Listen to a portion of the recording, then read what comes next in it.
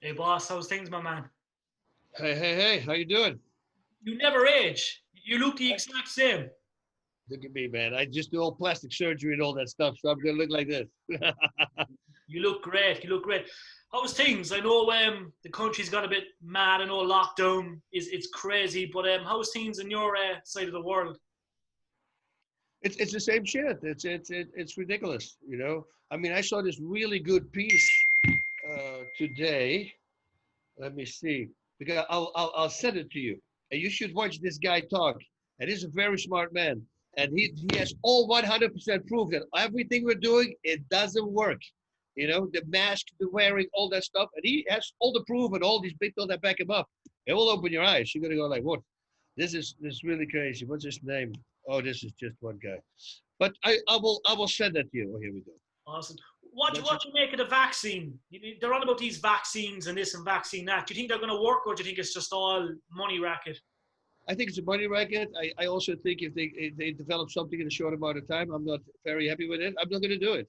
I'd rather fight a person who has COVID. Maybe I already had it because I was sick for a little bit all the way in the beginning. But otherwise, find a person who has COVID and just rub up against them and then see if I can get it as well and get it over with. You know, have antibodies. I think that's way more important than than something helping you. You know, if your own system does it, it's always better. Definitely. Like, what's your take on all the gyms? Like, obviously, we all train, we all work hard. Like, gyms are essential for mental health. Like MMA, just normal training. It's a bit Yep. crazy that the government decided to shut down gyms in most parts of the world, isn't it?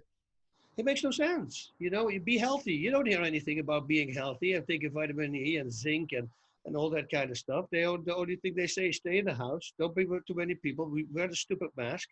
You know, and everybody's just a herd. They're just following. And it makes no sense. Once you see that video, you're going to go like, holy crap, this is this is really something. You know, the guy's name is Thomas Woods. But yeah, I will send it to you so you can see it. I hope they open up. The time that we were open for a couple of months, we did not have one extra COVID case, nothing, you know, and then we had to close again. You Yeah. know, the only thing we say to the people is, hey, if you feel sick, don't come to the gym.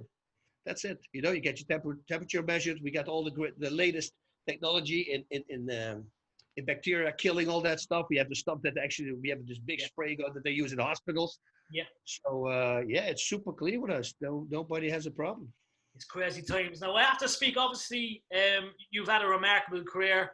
Um, when because you retired so young, like you were definitely, I suppose, at your peak. I know you came back in 2006 for a fight, but how much do you miss fighting? Obviously, you're training fighters and you're always involved, but how much do you miss it? I miss it a lot, you know. I got over it now, you know, finally after a while. But in the beginning, because if you think about it, I was kind of really my peak of my career. I was 36, but I was a late bloomer. I started at 28. You know, it was my first MMA fight. That's an old age to start. Yeah. You know, so I still felt great. It was just the injuries. It was just it was killing me. I would lose weight from the pain.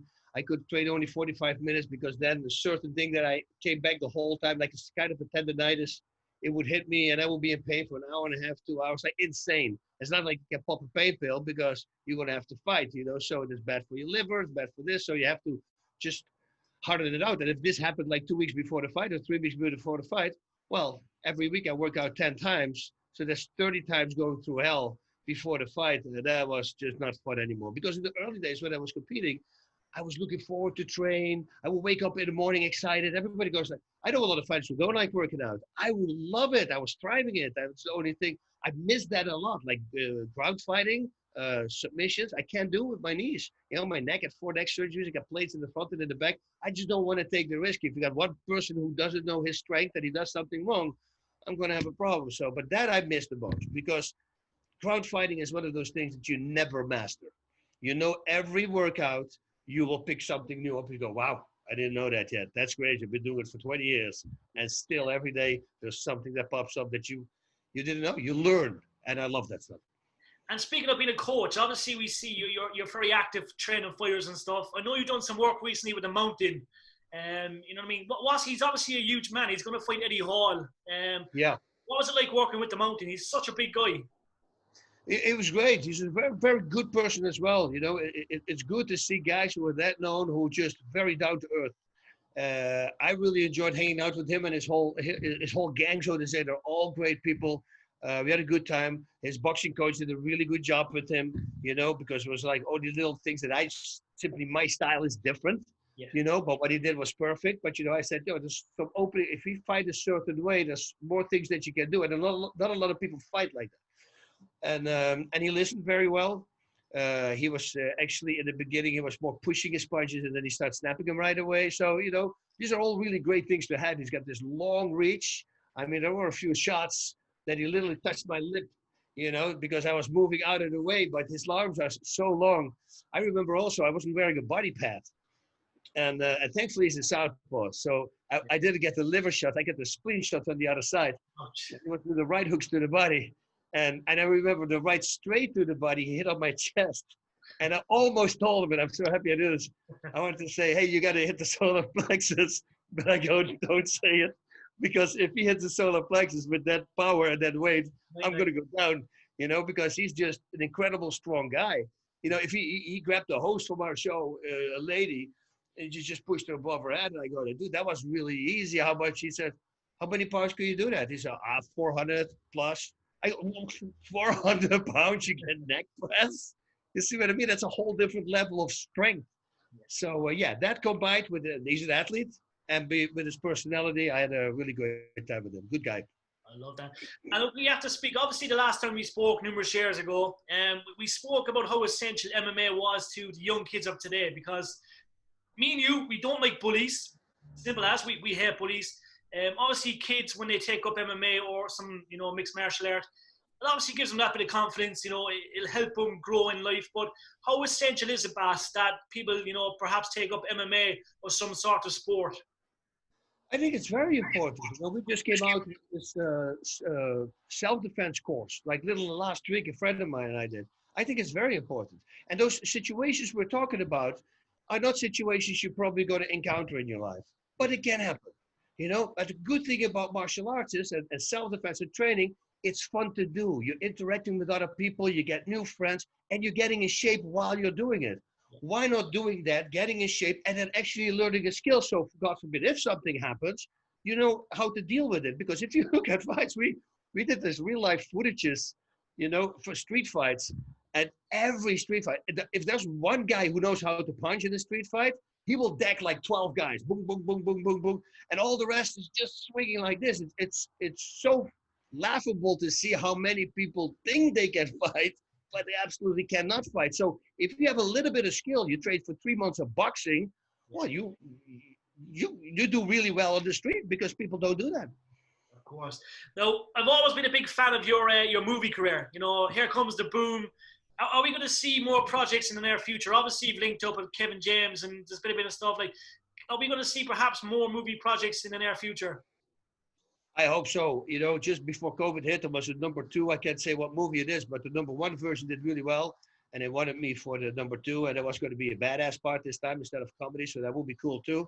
And then COVID came, you know, so hopefully it's going to be now. It was supposed to be March this year. So hopefully it's going to be March 2021. I'm kind of praying that I'm still in there because that would be great. You know, it's do comedy. I love comedy. I love comedy action. I would do that. But, you know, to play a badass one time is it's a fun thing to do as well. You're great on camera, I must say. Aaron wants to know, you spent a bit of time in Japan, obviously, fighting. He wanted to know what was the culture like in Japan and how tough were the Japanese and the fighters out that direction back in the day? The culture is completely different than anywhere in the world. You know, they really respect the fighters. Meaning, if you have a fight, you hear a pin drop. I can literally drop this little thing, and if I'm in the 10th row, you can hear it fall in the ring. That's how quiet people are. There's nothing, no sound. And then when something happens, people go, whoa, and then everybody's quiet again.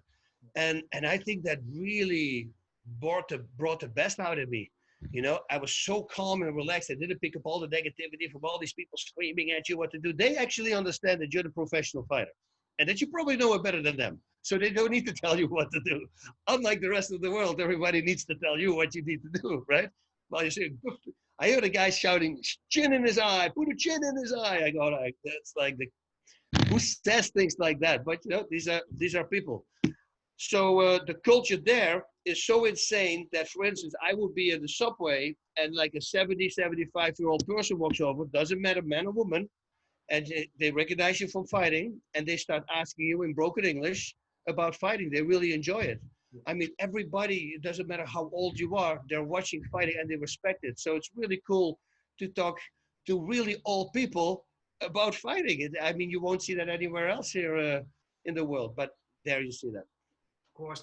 Um, Alex wants to know, obviously, UFC Hall of Famer, UFC heavyweight champion. What does that mean to you, Bas? Like, obviously, it's you had a remarkable legacy and career. Obviously, we all say that we wish you continued. Obviously, injuries and stuff do take their toll. But what does it mean being a UFC Hall of Famer and a UFC champ? It was everything for me, you know. I know that if I wouldn't have done the UFC, I wouldn't have been this known. So I know, and I was beating UFC champions over in Japan, but you know, I knew that I had to fight here because that's what really helped me if I want to transform into different areas, outlets, and it did. You know, as soon as I started fighting in UFC, I did a TV show, an episode, and that's why slowly but surely the acting started coming in. And then, of course, Pride Fighting Championships, I became the commentator for them, and that helped me a lot. That helped me also to be more relaxed in front of a camera because, you know, we all as fighters, you have to understand in the beginning when I was fighting, I was more nervous doing interviews than actually fighting. Fighting is easy, we do this all the time, but interviews was always a little hard for me to do. It's really weird. People don't realize that, but I'm very standoffish. You know, out of myself, I won't approach. It's really weird. I don't know why, but if you come, it's right away. It starts. I don't know. I want to keep to myself. It's a weird thing, but yeah, just being prepared. That's what I always said to people. You know, if you're prepared to, don't throw your old shoes away before you have new one. You know, so and if you apply that to everything in life, you should be just fine. Jeffrey wants to know, he's one of our Dutch friends. How much do you miss Holland? Obviously, you're based out of the States, but he wants to know how much you miss Europe and Holland. You know, I miss Holland. I miss the brown cafes, the small cafes, you know, where you can go just walk in and have a beer. Yeah, not now. No. After 8 o'clock, you cannot go in the bar anymore, I heard. So that's crazy. I love the food. I miss the food, but then again, I'm a chef. Originally, that's my profession. So all the little fried things that I'll make them myself. You know, and for the rest, I'm a very happy guy right here now at this moment. You know, once our youngest daughter was born here, I said, well, we all are Dutch, you know, but she's American, so let's all become American. You know, we all like the Musketeers, all for one for all. Let's all become American. That's when I became an American citizen.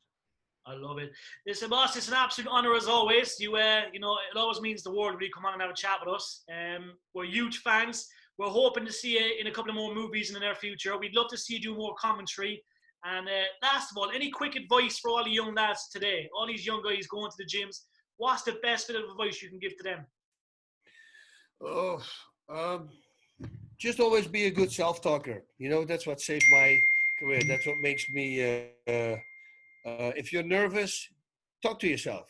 Why are you nervous? What's nerves are going to do for you? Are they going to help you? No, they're not going to help you. Oh, they're going to actually bring you down. So why would I be nervous? And now people are going to go, yeah, that's pretty easy said. You know, I said, but somehow with fighting, I could master it. Now, if I have to do something else, like an acting part that's really pushing, I try to do the same thing, but somehow I didn't have that yet. I'm not complete calm as I was in fighting. So, but if you start talking to yourself, and you do have to do it with truth, of course, because if you don't do it with truth, you know, you're lying to yourself, and that's the dumbest thing you can do. And whatever you say, build good habits. Whatever you say that you're going to do that. So tomorrow, if I say, oh, tomorrow I'm going to do 12 rounds on the back, for me, whatever happens, I will do 12 rounds on the back. I can be injured, I will do 12 rounds on the back, because I built such a guard in with me. I don't know what you call it. It's like if I wouldn't do 12 rounds, just 10 rounds, and I brush my teeth at night and I look at myself in the mirror, I see a failure. And that's how I always approach everything. You know, if you do something, do it well. Why would you do something half? There is yes and no. There's no maybe. You know, you're going to do it, maybe. What answer is that? I just say yes, and when you say yes, commit. So now if you're a champion, you want to be a champion, well, you have to commit. There's things that you cannot do. You can't go party anymore. You can do this after the fight. You know, you got to wait for it. You have to eat certain foods. You can't eat bad. You get all these things. Well, there's a lot of stuff that comes with it. If you're in a bad relationship, maybe you got to get rid of that relationship, because that will drag you down. I've seen really good fighters, careers, get killed by their women, you know, because they couldn't do anything, and they're such a horrible, and they feel so bad that they don't train anymore with the happiness. and be and enjoy it. I think if you're a fighter and you hate training, I think you shouldn't be a fighter. That's a very tough job. You know, I think if you simply enjoy it, that will be good. And the last thing that I'm going to say is understand what you are doing. And this sounds really easy. A straight punch is a straight punch, yeah. But everybody, 90% still hits them in an angle. What happens if you hit it at an angle? I only have to pull my head back, and then it's going to miss because it's an angle. If I go straight forward, I can pull whatever I want, but it's still going to clip me. Now, those things are a lot of submissions as well. If you know what a submission looks like, that doesn't mean anything. You have to know exactly what is going on in that submission and how to apply the most pressure.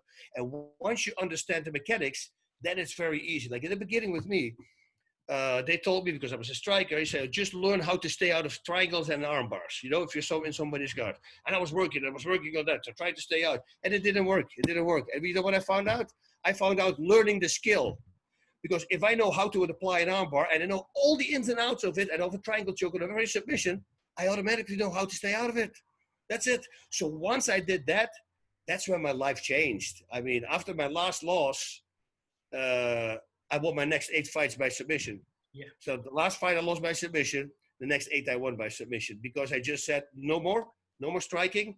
I'm only going to do ground fighting 2-3 times a day, every single day. And I became obsessed with it. And once I became obsessed, I loved it. And there was nothing else that I wanted to do. So I was doing it a lot. And if you do something a lot, well, you're going to be good because you're doing it a lot. So try to find a way to love it. You can trick yourself. I didn't like ground fighting until I understood the combinations of it. And then I fell in love with it. I hated always to get tired because of my asthma. I was a severe asthma patient. I flipped my mind around. I retrained my brain. Every time when I would get tired, I would shout, I want more tired. I want to be more tired. And I just kept doing that. And within weeks, suddenly, I needed to be more tired. And that's when I started embracing stamina. And that's, you know, stamina, there's no such thing as having not enough stamina. You know, you can always have enough stamina, more. So focus on stamina as a fighter, especially your first fights, because all the conditioning that you have is going to be cut in half with all the pressure immediately. You're going to come back after your first round. If you made it the first round and you look at the things and say, why am I so tired? And that's amateur, 3 minutes. You go like, what the heck is going on? Once you start becoming more calm and relaxed, it's going to be just fine. If you're very nervous for a fight, don't tell anybody you're going to fight. That's what I always say, you know, because you put a lot of pressure on you. And if you can, ask the teacher. That's what I do with students who are very nervous. I tell them not to say anything. And then we let them fight out of state somewhere else. So if they win, they can say, hey, I just want to fight. If they lose, nobody even knew they were going to fight. So there's no pressure for them, you see, and that helps you a lot. Having your friends and family members there for your very first fight, it's way more pressure than you think it is. Trust me. You don't want to lose in front of them, and that will shut you down. At least it does to some fighters. Ross, it's an absolute honor. You're a pound for pound great, one of the greats of all time. An absolute icon in Holland, in America, here in Ireland. You're adored and loved. We'll catch you in a couple of months. It's an honor as always, sir. Thank you for taking the time to speak to us. All right, Jerry. Thank you very much, my friend. Godspeed. Stay safe. Thank you. Bye.